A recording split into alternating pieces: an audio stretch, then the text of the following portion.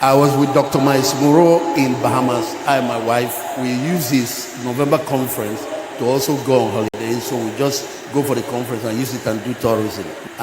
One of our pastors was working with him, and so he was one that opened the door for us to have a relationship.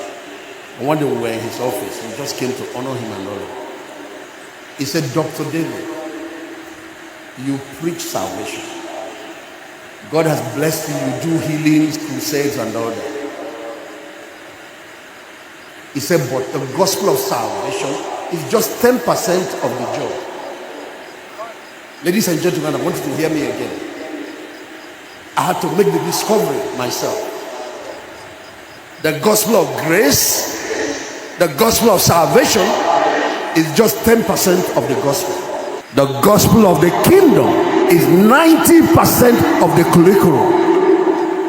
If we only preach grace, I only preach salvation message, we might be ready for heaven, but the world where we are, where we live, will collapse on top of our head. This, you can now understand what Nigeria is going through. Why we are getting more and more, perfected in the art of grace. The society is collapsing on our head.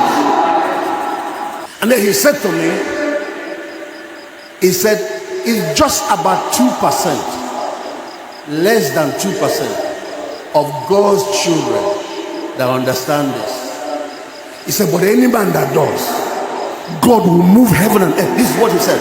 He said, God will move heaven and earth, open every door to get you around the nations.